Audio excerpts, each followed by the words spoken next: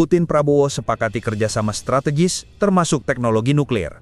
Presiden Rusia Vladimir Putin menyampaikan sambutan hangat kepada Presiden Indonesia Prabowo Subianto dalam pertemuan resmi di Moskow, Rabu 10 Desember 2025.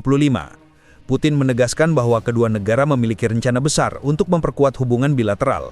Ia mengapresiasi kesempatan melanjutkan dialog langsung yang sebelumnya terjalin dalam sejumlah pertemuan internasional, termasuk saat peringatan 80 tahun berakhirnya Perang Dunia II di Tiongkok dan Forum Ekonomi Internasional St. Petersburg pada Juni 2025 lalu. Dalam awal pernyataannya seperti dikutip dari laman kepresidenan Rusia, Presiden Putin juga menyampaikan duka cita dan simpati atas bencana banjir yang menelan korban jiwa di Indonesia. Memasuki inti pembahasan, Putin menegaskan bahwa hubungan Rusia-Indonesia terus berkembang secara stabil. Tahun ini kedua negara menandai 75 tahun hubungan diplomatik, dengan komisi antar pemerintah yang aktif bekerja dan perdagangan bilateral yang naik 17% dalam 9 bulan pertama tahun berjalan. Bidang energi disebut sebagai salah satu sektor dengan prospek paling cerah, termasuk kerjasama di teknologi nuklir sipil.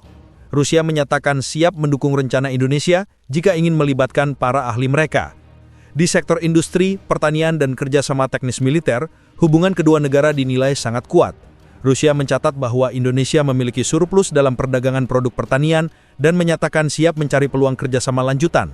Presiden Putin juga menyoroti penurunan impor gandum ke Indonesia sebagai isu yang dapat dibahas lebih lanjut. Kerjasama pertahanan disebut sebagai salah satu fondasi hubungan kedua negara, dengan banyak personel Indonesia yang telah dan terus menempuh pendidikan di institusi militer Rusia. Moskow menyatakan siap memperluas kerjasama tersebut.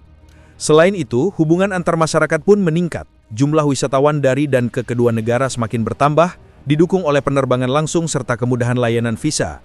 Presiden Rusia juga menyambut baik bergabungnya Indonesia sebagai anggota penuh BRICS, serta berlangsungnya pembahasan terkait pembentukan zona perdagangan bebas dengan Uni Ekonomi Eurasia atau Eurasian Economic Union. Menutup pernyataannya, Presiden Rusia menegaskan bahwa agenda pembicaraan mencakup hampir seluruh sektor strategis dan menyatakan kegembiraannya bisa menjamu langsung pemimpin Indonesia bersama delegasi besar Rusia yang siap berdiskusi secara mendalam. Pasukan Garuda siap ke Gaza. Pantang menyerah sebelum Palestina merdeka. Itulah gambaran sikap Indonesia yang tak pernah menyerah menyuarakan kemerdekaan Palestina yang hingga detik ini masih menghadapi situasi mengerikan akibat ulah Zionis Israel. Tak kenal lelah, di bawah kepemimpinan Presiden Prabowo Subianto, Indonesia selalu menyuarakan kemerdekaan Palestina, menjadi garda terdepan di setiap forum yang disaksikan langsung para pemimpin dunia. Jangankan di forum internasional yang menyita perhatian banyak mata, lewat pertemuan bilateral pun, Indonesia tetap membawa isu Palestina. Upaya tanpa lelah, Indonesia bersama tekadnya terus melantangkan suara rakyat Palestina. Senantiasa mendukung Palestina. Pada KTT BRICS yang berlangsung di Rio de Janeiro, Brasil, Juli, Presiden Prabowo menegaskan komitmen Indonesia dalam mendukung perdamaian dunia melalui multilateralisme dan keadilan dalam tata kelola global. Pada KTT ASEAN ke-13 yang digelar di Malaysia pada 26 Oktober, Presiden Prabowo kembali menyatakan komitmen Indonesia untuk mendukung upaya bantuan dan rekonstruksi di Gaza, termasuk partisipasi dalam misi stabilisasi multinasional. Dengan lantang, Presiden Prabowo menyatakan bahwa Indonesia juga siap mengerahkan pasukan perdamaian di wilayah yang harus dilindungi dan ditegakkan.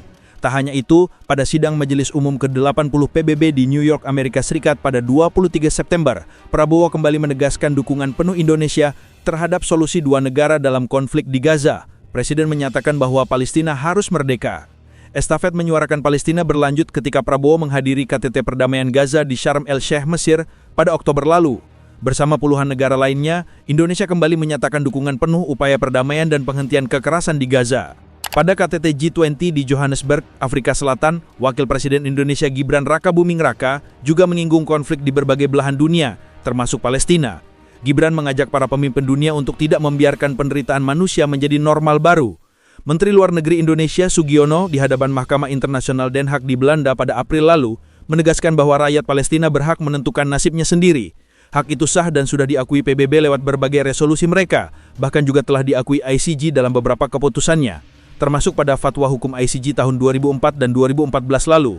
Menlu menyoroti partisipasi Indonesia dalam proses hukum di ICJ sebagai dukungan nyata terhadap kemerdekaan Palestina. Pengiriman pasukan perdamaian.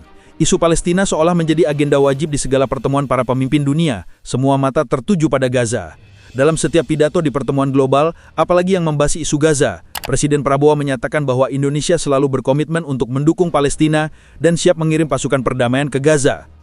Lagi-lagi itu mencerminkan totalitas Indonesia bagi rakyat Palestina. Seraya menunggu lampu hijau PBB untuk mandat pengiriman pasukan, Tentara Nasional Indonesia atau TNI dan Kepolisian Negara Republik Indonesia atau Polri siap mematangkan persiapan keberangkatan personel terbaiknya.